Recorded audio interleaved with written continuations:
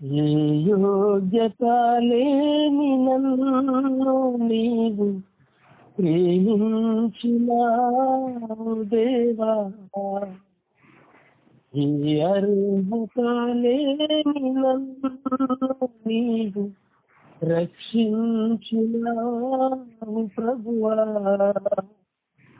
ఏ యోగ్యత లేని నన్ను నీవు ప్రేమించినావు దేవా, ఏ అర్హత లేని నన్ను రక్షించినావు ప్రభువా, నీకేమి చెల్లింతును, నీ రుణమెలా తీర్చును,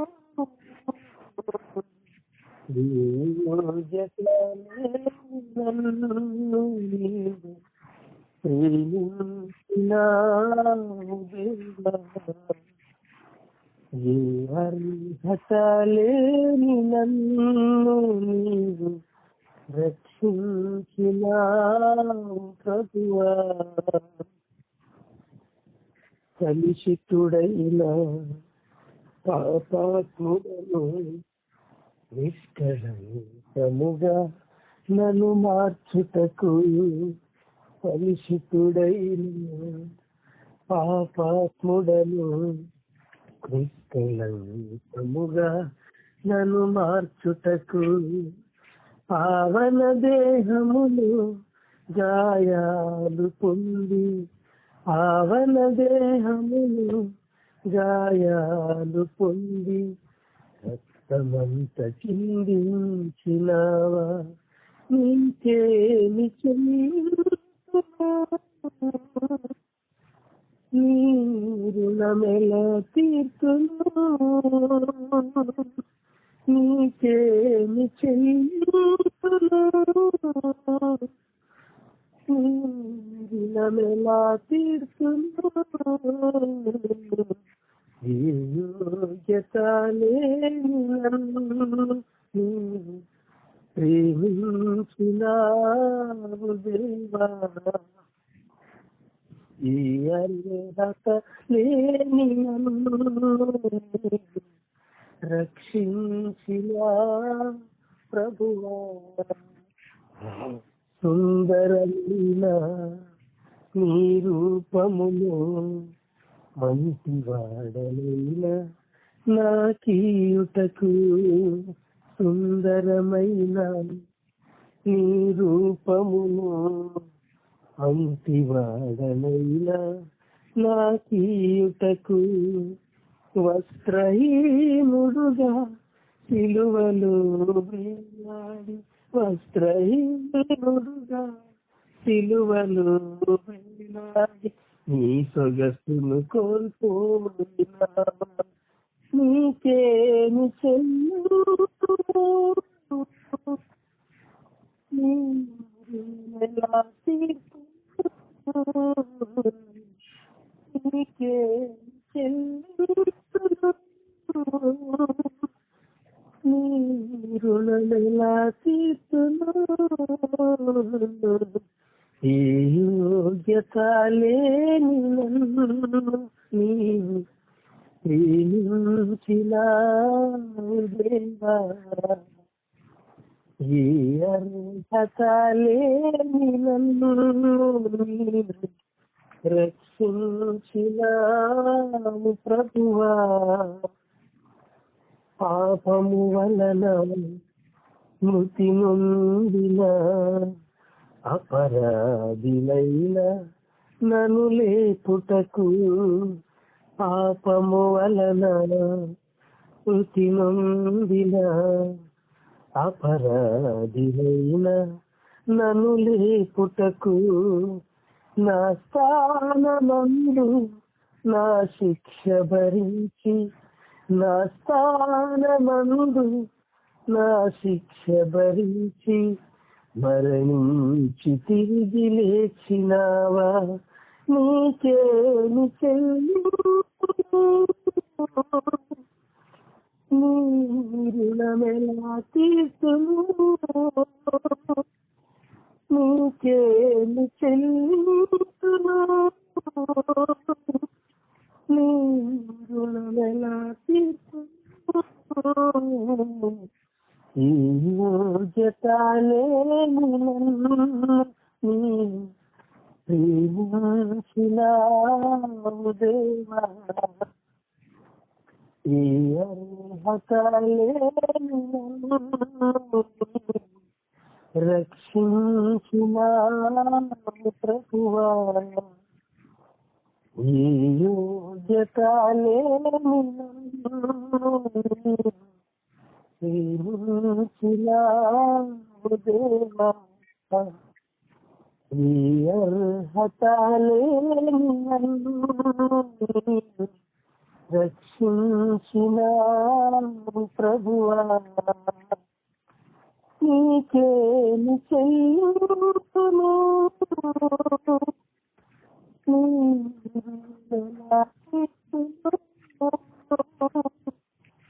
నీకేమి చెల్లింతును, నీ రుణమెలా తీర్చును, ఈ యోగ్యత లేని నన్ను ప్రేమించినావు దేవా, ఈ అర్హత లేని నన్ను రక్షించినావు ప్రభువా.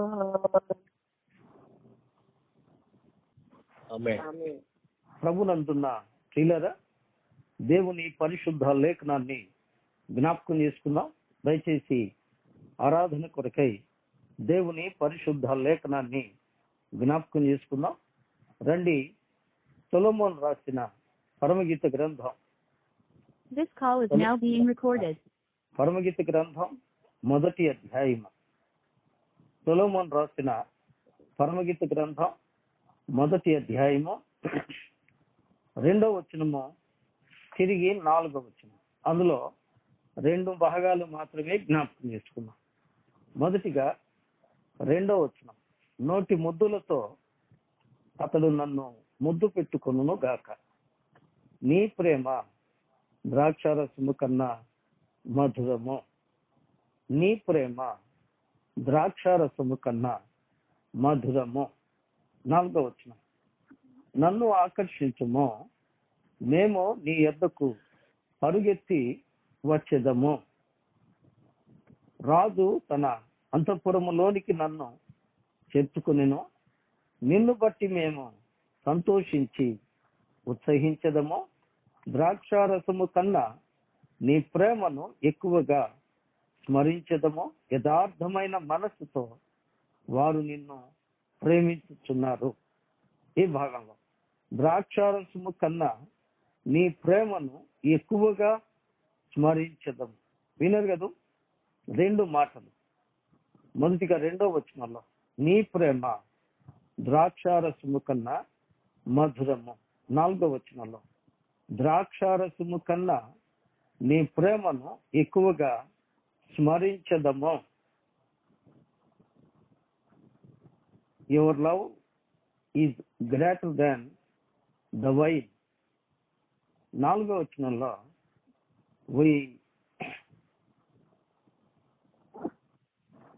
we praise your love than wine. ఈ 2 మాటలు మనం తెలుగులోను ఇంగ్లీష్లోను చదువుకుంటే చక్కని అర్థాలు మనకు తెలుస్తాయి. అదేంటి అంటే, దేవుని ప్రేమ, ప్రియుని ప్రేమ ఎటువంటిదట? నీ ప్రేమ ద్రాక్షారసము కన్నా మధురము. వినరు కదా, నీ ప్రేమ ద్రాక్షారసము కన్నా మధురము. ఎవరి ప్రేమ? ప్రియుని ప్రేమ, సొలొమోను ప్రేమ. పరమ సొలొమోను అయిన ప్రభు అయిన యేసు క్రీస్తు ప్రేమ దేంతో పోల్చబడింది?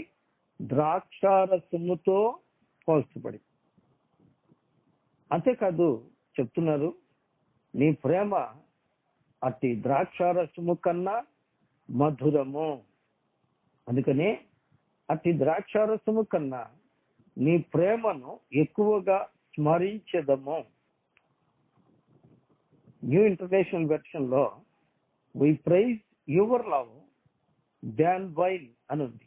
అంటే మేము ద్రాక్షారసము కన్నా నీ ప్రేమను స్తుతించదము, ఇక్కడ స్మరించదము అని ఉంది. ఆ మాటకు అర్థం స్తుతించదము, కొనియాడెదము, ఘనపరచదము. దేవుని నామానికి స్తోత్రం. ఇక్కడ దేవుని ప్రేమను గురించిన వర్ణనను మనము చూస్తున్నాం. దేవుని ప్రేమ దేంతో పోల్చబడింది అంటే ద్రాక్షరసముతో పోల్చబడింది. ఎందుకని? ద్రాక్షరసము ప్రియులారా చాలా గౌరవప్రదమైనది. అంతేకాదు ద్రాక్షారసము ప్రియ దేవుని బిడ్డలారా మరి శ్రేష్టమైన ఆహారం. ద్రాక్షారసము శ్రేష్టమైన ఆహారము. ద్రాక్షారసము మరి యూదుల విందులలో ఘనతను చూపిస్తుంది. యూదుల విందులలో ఘనతను చూపిస్తుంది. అంతేకాదు ద్రాక్షారసము తీసుకొనుట గౌరవముగా తలుస్తారు యూదులు.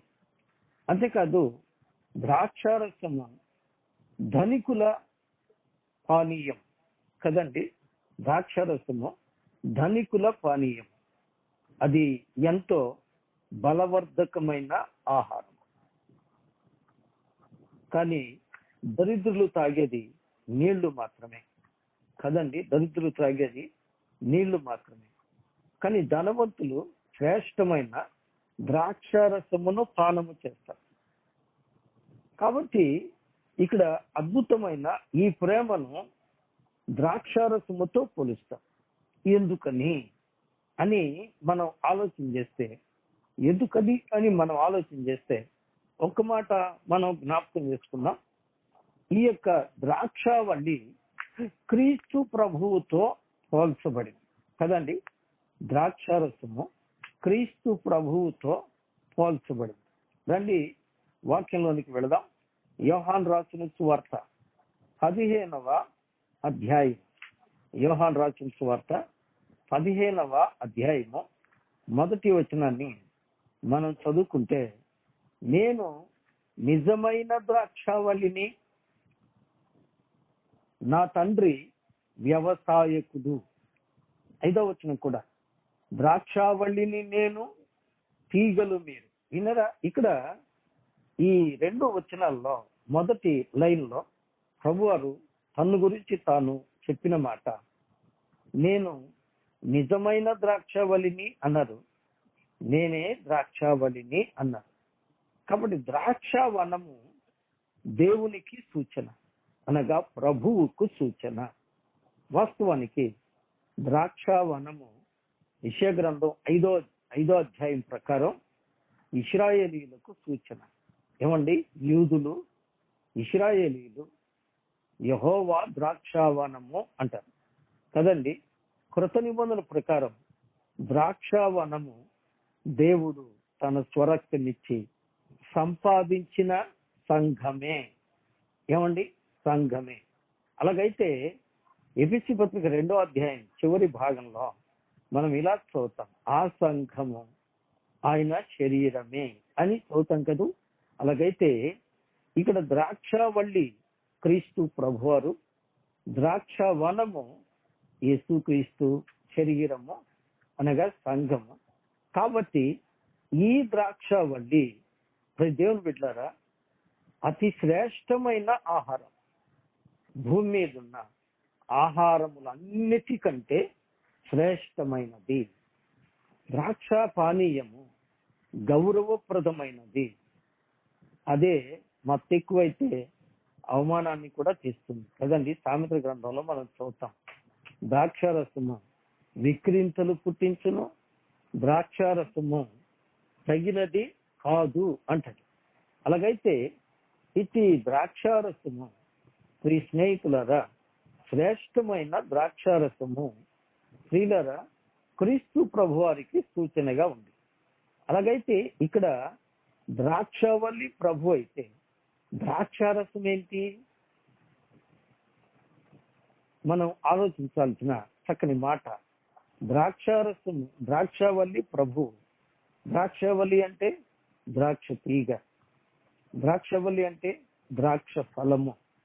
ద్రాక్ష ఫలము ఎంతో సుందరమైనది, ద్రాక్ష ఫలము ఎంతో సౌందర్యవంతమైనది. అలాగైతే మన ప్రభు ధవళవర్ణుడు, రత్నవర్ణుడు, 10,000 మంది పురుషులలో గుర్తింపగలిగిన సౌందర్యవంతుడు. అలాగైతే ఇట్టి ద్రాక్ష వల్లి ప్రియ దేవుని బిడ్డారా, ద్రాక్ష రసముగా చేయబడ్డప్పుడే దాని మాధుర్యము బయటపడుతుంది. ఇట్టి ద్రాక్షవల్లి ఏమండి మరి తన ద్రాక్షారసమును తీసుకువచ్చి బయటికి తెచ్చి అది సేవించినప్పుడు ఆ మాధుర్యము అనేది బయటపడుతుంది. అలాగైతే ఈ ద్రాక్షవల్లికి ద్రాక్షారసము ఎలా బయటకు వస్తుంది అని మనం ఆలోచన చేస్తే, ప్రియులారా, ద్రాక్షవల్లిని నేను, మీరు తీగలు అన్నాడు. ఇటు ద్రాక్షవల్లి అయిన ప్రభువు ఏం చేయబడాలి అంటే, రండి వాక్యంలోనికి వెళదాం. యెషయా గ్రంథం 53వ అధ్యాయం. యెషయా గ్రంథం 53వ అధ్యాయం 10వ వచనం. యెషయా గ్రంథం 53వ అధ్యాయము 10వ వచనం. అతనిని నలుగగొట్టుటకు యెహోవాకు ఇష్టమాయను. విన్నరా? అతనిని నలుగగొట్టుటకు. అతడు అనగా ద్రాక్షవల్లి అని పిలువబడు ప్రభు అయిన యేసుక్రీస్తు వారు. దేవుని నామానికి స్తోత్రం. అట్టి ధవళవర్ణుడైన, రత్నవర్ణుడైన, 10,000 మంది పురుషులలో గుర్తింపగలిగిన సౌందర్యవంతుడైన, నిజమే ప్రియుల, ద్రాక్ష గెలను చూసినప్పుడు ఎంతో అందంగా ఉంటుంది. ద్రాక్ష గెల ఎంతో సౌందర్యవంతంగా కనబడుతుంది. కానీ అట్టి ద్రాక్ష గెల మధురాన్ని తేదు. మధురం రావాలి అంటే ఏం చేయబడాలండి? అది నలుగగొట్టబడాలి. ఏమండి? నలుగగొట్టబడాలి. మరొక మాట కూడా విందాం. యెషయా గ్రంథం 53వ అధ్యాయం. యెషయా గ్రంథం 53వ అధ్యాయం 5వ వాక్యాన్ని చదువుతున్నాను. మన అతిక్రమ క్రియలను బట్టి అతడు గాయపరచబడింది, మన దోషములను బట్టి అతడు నలుగగొట్టబడింది, మన సమాధానార్థమైన శిక్ష అతని మీద పడింది, అతడు పొందిన దెబ్బల చేత మనకు స్వస్థత కలుగుతున్నది. వినరు కదూ? ఒకటి, అతడు గాయపరచబడ్డాడు. వినరా? ద్రాక్ష గెల నుండి ద్రాక్ష రసము తీయు విధానము మనం ధ్యానం చేస్తే, ప్రియులారా, క్రీస్తు ప్రభువారి యొక్క శిలువ త్యాగమే మనకు కనిపిస్తుంది. అందమైన సౌందర్యవంతమైన ద్రాక్ష గెల, ఆ పండ్లు ప్రియులారా తొట్టిలో వేయబడి, ద్రాక్ష తొట్టి శిలువ కదండి. అలాగైతే ఆ తొట్టిలో వేయబడిన ద్రాక్ష పండ్లు లేదా ద్రాక్ష గెలలు కాళ్లతో తొక్కబడతాయి కదండి, కాళ్లతో తొక్కబడతాయి. అందుకే అతనిని నలుగగొట్టడానికి తండ్రికి ఇష్టమైంది. అతన్ని మొట్టమొదటిగా ఏం చేశారండి? నలుగగొడుతూ ఉన్నారు. నలుగగొడుతూ ఉన్నప్పుడు ఆ ద్రాక్ష గెలలు తొట్టులో పడి కాళ్లతో త్రొక్కుతూ ఉన్నప్పుడు ప్రియులారా అవి పగులుతున్నాయి కదండి. మన 5వ వచనం కదూ, మన అతిక్రమలను బట్టి అతడు గాయపరచబడెను. Praise the lord. దేవుని నామానికి స్తోత్రం. గమనిస్తున్నారా?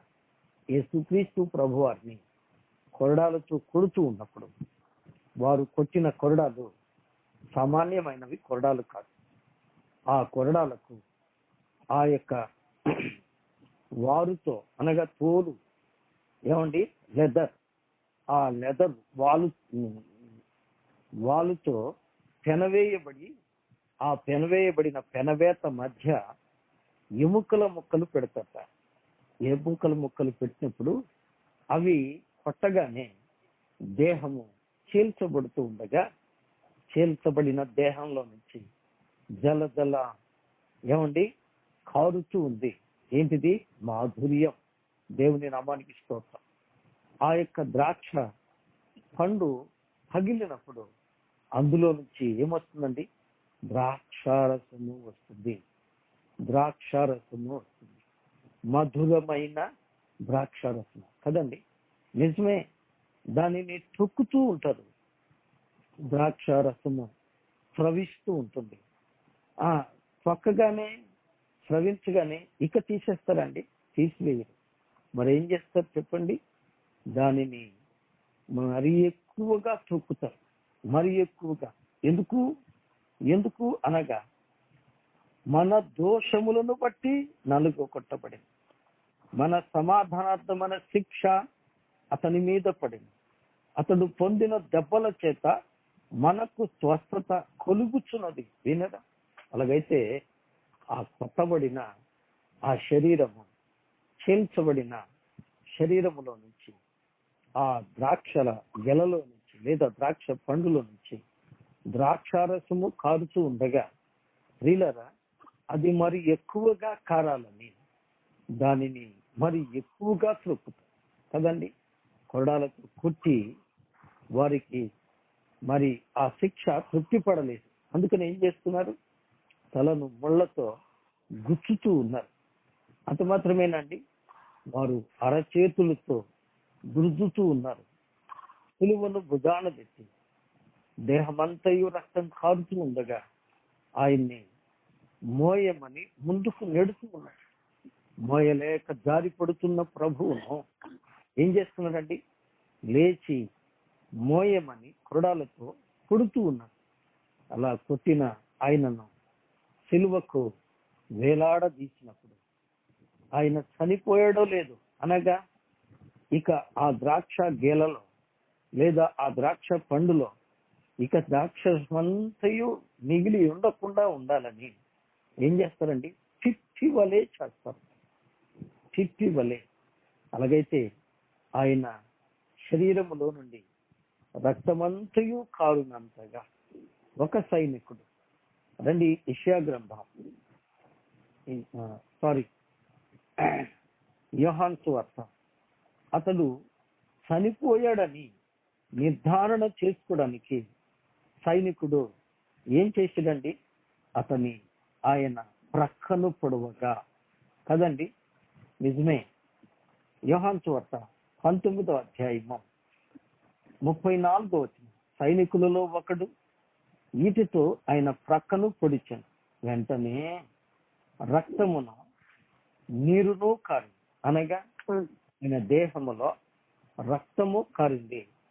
రక్తము శాతము పూర్తయిన పిదప మిగిలిన నీరు కారుతూ, అంటే ఇక పిప్పైపోయింది ఆ ద్రాక్ష గెల.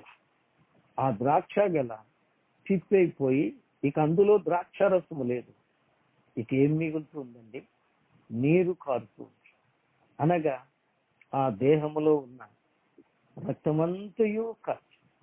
దేవుని నామానికి స్తోత్రం. ఇప్పుడు అర్థమైంది అనుకుంటాను. నీ ప్రేమ ద్రాక్షారసముతో పోల్చబడింది. కానీ క్రీస్తు ప్రేమ ద్రాక్షారసం. ఇప్పుడు రండి, ద్రాక్షారసముతో పోల్చబడింది ఏంటిట? క్రీస్తు ప్రేమ. ఏమిటా ప్రేమ? ద్రాక్షారసము ద్రాక్షలలో నుంచి వచ్చింది, ద్రాక్షలలో నుంచి స్రవించింది. ద్రాక్ష ప్రియులరా పిప్పైపోగా అందులో నుంచి కారింది ద్రాక్షారసం. అలాగైతే దేవుని ప్రేమ ఏంటి? దేవుని శరీరములో నుంచి, ప్రభు యొక్క గాయాలలో నుంచి, ప్రభు యొక్క తలలో నుంచి, ప్రభు యొక్క శరీరం అంతటిలో నుంచి కార్చబడిన ఆయన రక్తమే ఆ ప్రేమ. ప్రియులారా, ఆ రక్తమే ఆ ప్రేమ. అలాగైతే యోహాను భక్తుడు ఇలా అంటున్నాడు. చూడండి, యోహాను భక్తుడు ఏమంటున్నాడో. ప్రకటన గ్రంథం 1వ అధ్యాయం, ప్రకటన గ్రంథము 1వ అధ్యాయము, ప్రకటన గ్రంథం 1వ అధ్యాయం మనం చూద్దాం 6వ వాక్యం. ఏం చదువుతాం ఇక్కడ? మనలను ప్రేమించుచు తన రక్తము వలన మన పాపముల నుండి మనలను విడిపించిన వానికి, వినరా, విడిపించిన వారికి ఆ ద్రాక్షారసము మాధుర్యాన్ని పంచుతుంది. ఈ రక్తము ఏం చేస్తుందండి? ఈ రక్తము ప్రియులరా ఆయన దేహంలో నుంచి కారుతూ ఏం చేస్తుందండి? మనలను కడిగెను కదండి. కింద 4 నంబర్ వేసింది. ఏమండి? విడిపించిన వానికి అనే దగ్గర 4 నంబర్ వేసింది. విన్నరా? గమనించండి. మనలను మన పాపముల నుండి కడిగిన వానికి అని అర్థం చేసుకోవాలి.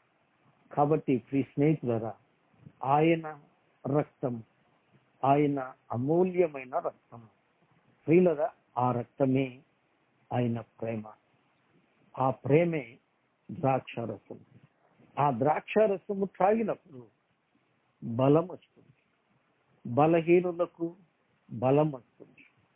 శక్తి లేని వారికి శక్తి వస్తుంది. అనారోగ్యస్తులకు ఆరోగ్యం వస్తుంది. ఏమండి? ప్రియులారా, దుఃఖంలో ఉన్న వారికి సంతోషము కలుగుతుంది. ఈ దేవుని బిడ్డలారా, అదే విధంగా యేసు రక్తము మన ప్రతి పాపమును కడిగి వేసింది. దేవుని నామానికి స్తోత్రం. ఆయన రక్తము ప్రతి పాపమును కడిగి వేసింది.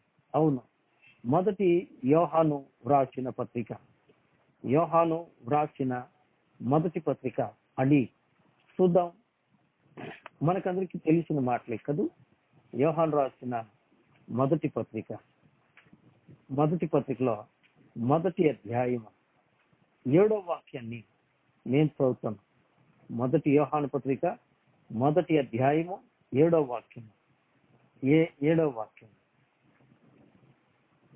అయితే ఆయన వెలుగులో ఉన్న ప్రకారం మనము వెలుగులో నడిచిన యెడల మనము అన్యోన్య సహవాసం గలవారమై ఉందుము. అప్పుడు ఆయన కుమారుడైన యేసు రక్తము ప్రతి పాపము నుండి మనలను పవిత్రులనుగా చేయి. వినరా?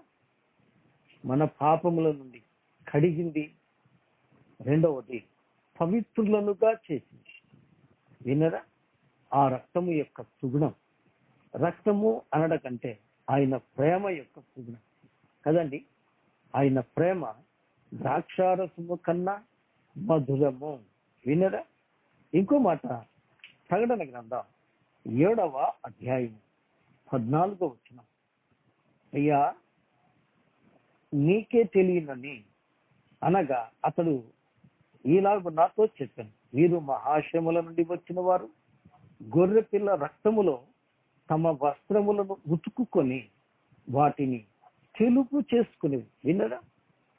గొర్రె పిల్లైన క్రీస్తు రక్తము పాపమును కడిగి ఏం చేసిందండి? తెల్లగా చేసింది. వారి వస్త్రములను తెలుపు చేసుకునిది. వినరా? తెలుపు చేసుకునిది. ఇంకా ముందుకెళ్దాం, సమయం పరిగెడుతుంది. ఇంకా ముందుకెళ్దాం రండి. రోమీయులకు వ్రాసిన పత్రిక అండి, రోమీయులకు రాసిన పత్రిక 5వ అధ్యాయం కదూ. రోమీయులకు రాసిన పత్రిక 5వ అధ్యాయము 8వ వాక్యం. అయితే దేవుడు మన ఎడల తన ప్రేమను వెల్లడిపరుచుతున్నాడు. ఎట్లనగా మనం ఇంకను పాపులమై ఉండగానే క్రీస్తు మన కొరకు చనిపోయాను. కాబట్టి ఆయన రక్తము వలన ఇప్పుడు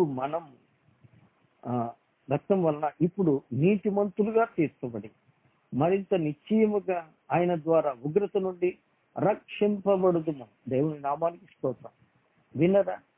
ఆయన రక్తము ఏమండి? కడిగింది, పవిత్రపరిచింది, తెల్లగా పరిశుద్ధులుగా చేసింది. ఇప్పుడు నీతిమంతులుగా చేసింది. ఏమండి? ద్రాక్షారసము కంటే ఆయన ప్రేమ యొక్క అద్భుతమును, మాధుర్యమును మనం ధ్యానిస్తూ ఉన్నాం. ఏమండి? ద్రాక్షారసము తాగినప్పుడు సంతోషము, ఆరోగ్యము, బలము, శక్తి కలుగవచ్చు.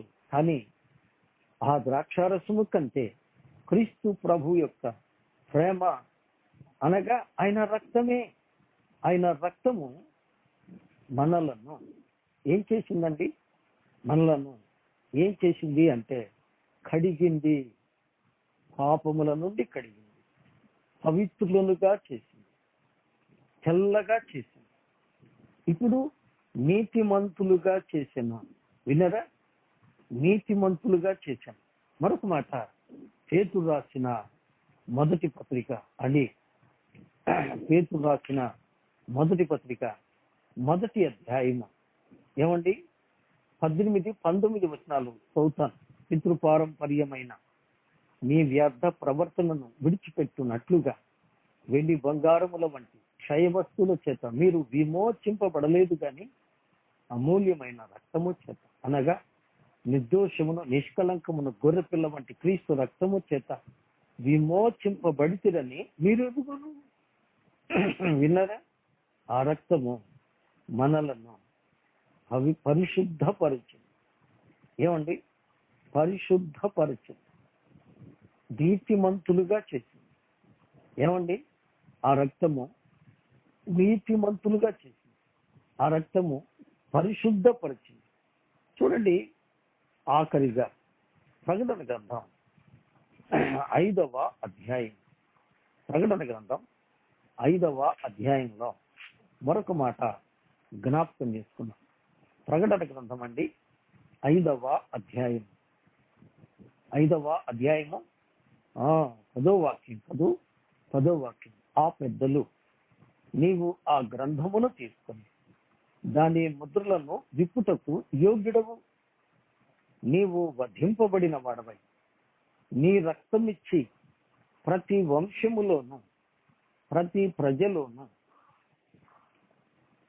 వంశములోను, ఆయా భాషలు మాట్లాడు వారిలోను, ప్రతి ప్రజలోను, ప్రతి జనములోను దేవుని కొరకు మనుషులను కొని మా దేవునికి వారిని ఒక రాజ్యము గాను యాజకులను గాను చేసి గనుక వారు భూలోకమందు ఏలుదురని క్రొత్త పాట పాడుదురు. విన్నరా? క్రొత్త పాట పాడుదురు. ఆయన రక్తము. విన్నరా? దయచేసి వినాలి, గమనించాలని ప్రభుపేట మనవి చేస్తున్నా. ఆయన రక్తము ద్రాక్షారసము కన్నా ఎంత మధురము అంటే ఆ రక్తము మనలను విమోచించింది, అనగా పాపముల నుండి కడిగింది. ఆ రక్తము మనలను ఏమండి పవిత్రులనుగా చేసింది. ఆ రక్తము మనలను ఏమండి కడిగి తెల్లగా చేసింది. ఆ రక్తము మనలను ఏమండి దేవుని వాక్య ప్రకారం విమోచించి ఏం చేసిందండి? నీతిమంతులుగా తీర్చింది. నీతిమంతులుగా తీర్చింది. అంత మాత్రమేనా? ఆ రక్తము మనలను ఏం చేసిందండి? దేవుని వాక్య ప్రకారం పరిశుద్ధులుగా చేసింది. పరిశుద్ధులుగా చేసింది. దేవునికి రాజులుగా, యాజకులుగా చేసింది. అంతేకాదు, ఆ దేవునికి రాజ్యముగా చేసింది. యేసు రక్తం మనలను ప్రతి పాపము నుండి పవిత్రులుగా చేసెను అని చదువుతున్నాం. వింటున్నారా? దయచేసి పెద్దలారా వింటున్నారా? శ్రద్ధతో వింటున్నారా? ఆలోచించాలని ప్రభు పేరిట మనవి చేస్తాం. అందుకే నీ ప్రేమ ద్రాక్షారసము కన్నా మధురము. నిజమే. అందుకే యేసు ప్రభు వారు ఏమంటున్నారండి? చూడండి, మత్తయి రాసిన సువార్త, మత్తయి రాసిన సువార్త అండి, మత్తయి రాసిన సువార్త అండి. యేసు ప్రభు వారు ఆయన పస్కా విందులో కూర్చున్నప్పుడు, పస్కా విందులో తన శిష్యులతో ఏమి చెప్పారు అండి? ఏమి చెప్పారు అనే మాట మనం గమనిద్దామండి. మత్తయి సువార్త 26వ అధ్యాయం, 26వ అధ్యాయం. ఈ 26వ అధ్యాయంలో యేసు ప్రభువారు సిద్ధపరచబడిన విందులో కూర్చుండి ఏం చెప్తున్నారు అండి? ఇది నా రక్తము, మీ పాప క్షమాపణ కొరకు చిందించబడిన నిబంధన రక్తం అని చెప్తున్నారు. మత్తయి సువార్త 26వ అధ్యాయము 27 నుండి 28 వచనాలు. మరియు ఆయన గిన్నె పట్టుకొని కృతజ్ఞతాస్తుతులు చెల్లించి వారికిచ్చి, దీనిలో మీరందరూ త్రాగుడి, ఇది నా రక్తం, అనగా పాప క్షమాపణ నిమిత్తం అనేకుల కొరకు చిందించబడుచున్న నిబంధన రక్తము. ఏమండి? ఆ రక్తాన్ని ప్రభు మనకు ఇచ్చారు. ఆ రక్తము వలన మనము పాపముల నుండి కడుగబడ్డాం, పవిత్రపరచబడ్డాం, పరిశుద్ధులుగా చేయబడ్డాం, నీతిమంతులుగా చేయబడ్డాం, ఎన్నో మేళ్లను అనుభవించాం కదండి. అవును, క్రీస్తు అనే గొర్రె పిల్ల సిలువలో మరణించకపోతే మన పాపానికి క్షమాపణ లేదు.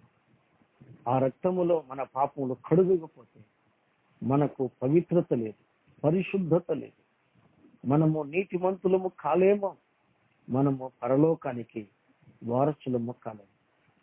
దీనంతటికీ కారణం ఆయన రక్తం, అనగా ఆయన ప్రేమ. ఆయన ప్రేమ ద్రాక్షారసము కంటే ఎంతో మధురమైనది. అందుకనే షూలమిత్ అంటుంది, ద్రాక్షారసము కన్నా నీ ప్రేమను ఎక్కువగా స్మరించడం. We praise your love than more than wine. నిజమే ప్రియుల. మీ స్నేహితుడా, ఈ ఉదయకాలం ఒక్క మాట నన్ను చెప్పనివ్వండి. ఒక్క మాట దయతో గుండె మీద చేసుకొని ప్రభు బల్ల ఆరాధన దగ్గరికి వచ్చిన నీవు ప్రభు యొక్క శరీరము రక్తము నీ ముందు ఉంచబడి ఉండగా నీవు ఒక్క నిమిషం పరిశీలించు. ఆయన నిన్ను ప్రేమించి నీ కొరకు ద్రాక్ష గెల తాను నలిగి తాను చితికి మధురమైన ద్రాక్షరసం ఇచ్చినట్లు ఆ ద్రాక్షరసము కంటే అద్భుతమైన తన ప్రేమని రక్తాన్ని మీ కొరకు ప్రభు కార్చి, ఈ రక్తము నా రక్తము, నీ కొరకు చిందించబడిన రక్తము, దీన్ని తీసుకొని త్రాగుమో అని నీ చేతికిస్తున్నా. ఆయన త్యాగాన్ని నీవు తాగుతున్నావు. మరి నీలో త్యాగపూరితమైన జీవితం ఉందా? రోమపత్రిక 8వ అధ్యాయంలో మనం చదువుతాం, నిన్ను బట్టి మేము వధించబడిన వారము, వధకు సిద్ధమైన వారము అని చదువుతున్నాం కదా. గొప్పగా చెప్తాం, గొప్పగా చదువుతాం. కానీ క్రీస్తు ప్రభువును ఆరాధించడానికి మేళకు ఉందా?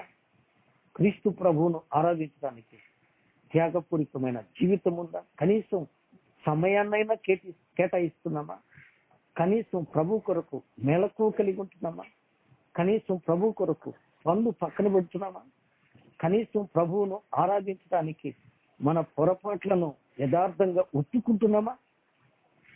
అతిక్రమములను దాచిపెట్టువాడు వర్ధిల్లడు. నేను ఎరగనండి, నాకేం తెలియదండి. ప్రభువా, ఒకవేళ నేనేదైనా పాపం చేసి ఉంటే నీ పాపం నీకు తెలియదా ప్రియ స్నేహితుడా? నీ ప్రతి పాపం కొరకే కదా ఆయన సిలువలో వధించబడింది, రక్తం చిందించింది, ప్రాణం ధారపోసింది. ఇంత ప్రేమ చూపించిన ప్రభువును నువ్వెంత ప్రేమిస్తున్నావు? షులమిత్ అంటుంది, ద్రాక్షారసము కన్నా నీ ప్రేమను ఎక్కువగా స్మరించడం. అలాగైతే ఆయన ప్రేమను నీవెంత స్మరిస్తున్నావు? ఆయన ప్రేమను నువ్వెంత స్మరణ చేస్తున్నావు? అనగా ఎంత స్తుతిస్తున్నావు? ఎంత త్యాగపూరితంగా ఆయన్ని ఆరాధిస్తున్నావు? ఒక్కసారి నిన్ను నీవు పరీక్ష చేసుకోవాల్సిన అవసరం ఉంది అని వాక్యం చెప్తుంది. కాబట్టి ప్రతి మనుషుడు తను తాను పరీక్షించుకునవలెను. అలాగూ చేసి ఆ రొట్టెను తిని ఆ పాత్రలో నువ్వే తాగవాలి. కాబట్టి ప్రియ స్నేహితుడా, ఒక్కసారి ఆలోచించుకుంటా, ఆయన స్త్రీలరా నిన్ను ప్రేమించవలసిన ఆవశ్యకత 1000 కోణాల్లో చూస్తే ఒక్క దాంట్లోనైనా ఉందా? ఆయన నిన్ను ప్రేమించడానికి అర్హత నీలో ఏమైనా ఉందా అండి? మనలో ఏమైనా ఉందా? అయోగ్యుల పట్ల, అర్హత లేని వారి పట్ల తన కృపను చూపి తన ప్రాణాన్ని ధారలుగా దారబోసిన ఆ ప్రేమకు ఏమి ఇవ్వగలవు? అందుకే యెహోవా నాకు చేసిన ఉపకారములకు నేను ఆయనకేమి చెల్లించదను? రక్షణ పాత్రను చేతపట్టుకొని యెహోవా నామమున ప్రార్థన చేసేదను అని దావీదు అంటున్నాడు. ఈ పూట నువ్వేమంటున్నావు? మరొకసారి దావీదు అంటున్నాడు, నా ప్రాణమా యెహోవాను సన్నుతించును. ఆయన చేసిన ఉపకారములలో నీవు దేనిని మరువకుము. నిజంగా ఆయన త్యాగం నీ హృదయంలోకి వస్తే, ఆయన ప్రేమ నీ హృదయంలోకి వస్తే నిద్ర వస్తుందా? నిద్ర పడుతుందా? మోకాళ్ళు వంగవా?